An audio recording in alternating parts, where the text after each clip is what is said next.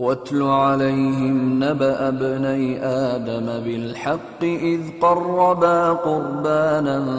فتقبل من أحدهما ولم يتقبل من الآخر قال لأقتلنك قال إنما يتقبل الله من المتقين لئن بسطت إلي يدك لتقتلني ما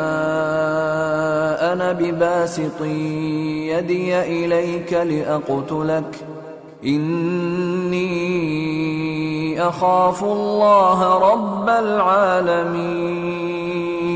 إني أريد أن تبوء بإثمي وإثمك فتكون من أصحاب النار وذلك جزاء الظالمين فطوعت له نفسه قتل أخيه فقتله فأصبح من الخاسرين فبعث الله غرابا يبحث في الأرض ليريه كيف يواري سوءة أخيه قال يا ويلتى أعجزت أن أكون مثل هذا الغراب فأواري سوءة أخي فأصبح من النادمين من أجل ذلك كتبنا على بني إسرائيل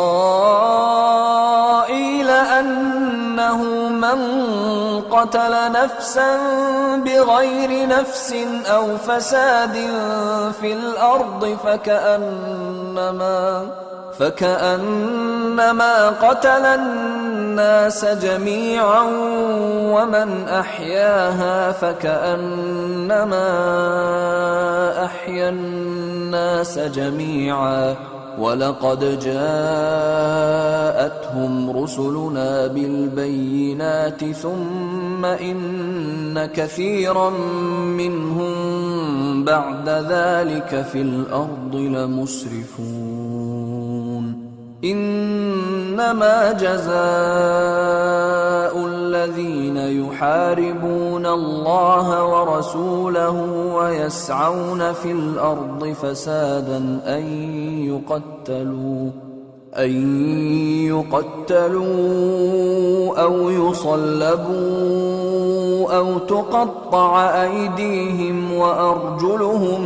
من خلاف أو ينفوا من الأرض ذلك لهم خزي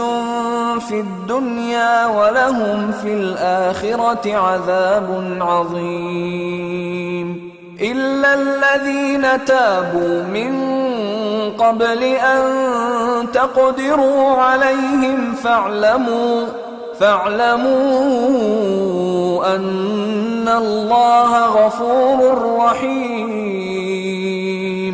और ए नबी इनको आदम के दो बेटों हाबील और काबील के हालात जो बिल्कुल सच्चे हैं पढ़कर सुना दो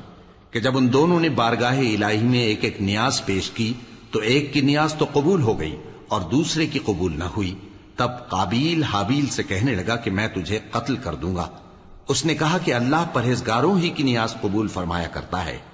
अगर तू मुझे कत्ल करने के लिए मुझ पर हाथ चलाएगा तो मैं तुझको कत्ल करने के लिए तुझ पर हाथ नहीं चलाऊंगा। मुझे तो अल्लाह रब्बुल आलमीन से डर लगता है। मैं चाहता हूं कि तू मेरे गुनाह को भी समेट ले और अपने गुनाह को भी, फिर तू अहले दोजख में से हो जाए और जालिमों की यही सजा है।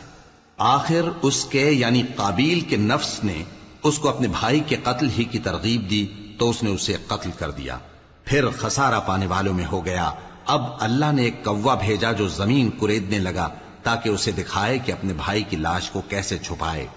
कहने लगा, हाय कमबख्ती, मुझसे इतना भी ना हो सका कि इस कौवे जैसा ही होता कि अपने भाई की लाश छुपा देता। फिर वो पेशेमान हो गया। उस कत्ल की वजह से हमने बनी इसराइल के जिम्मे ये बात लिख दी कि जो शख्स किसी को नाहक कत्ल करेगा, यानी बगैर इसके कि जान का बदला लिया जाए या मुल्क में खराबी करने की सजा दी जाए, तो उसने गोया तमाम इंसानों को कत्ल किया। और जो एक इंसान की जान बचा ले تو گویا اس نے سارے انسانوں کو زندگی دے دی، اور ان لوگوں کے پاس ہمارے پیغمبر روشن دلیلیں لا چکے، پھر اس کے بعد بھی ان میں بہت سے لوگ ملک میں زیادتیاں کرنے والے ہیں۔ جو لوگ اللہ اور اس کے رسول سے لڑائی کریں اور ملک میں فساد کرنے کو دوڑتے پھریں، ان کی یہی سزا ہے کہ بری طرح قتل کر دیے جائیں یا سولی چڑھا دیے جائیں، یا ان کے ایک ایک طرف کے ہاتھ اور ایک ایک طرف کے پاؤں کاٹ دیے جائیں، یا ملک سے غائب کر دیے جائیں۔ یہ تو دنیا میں ان کی رسوائی ہے، اور آخرت میں ان کے لیے بڑا بھاری عذاب تیار ہے۔ ہاں، جن لوگوں نے اس سے پیشتر کہ تمہارے قابو آ جائیں توبہ کر لی، تو جان رکھو کہ اللہ بخشنے والا ہے، مہربان ہے۔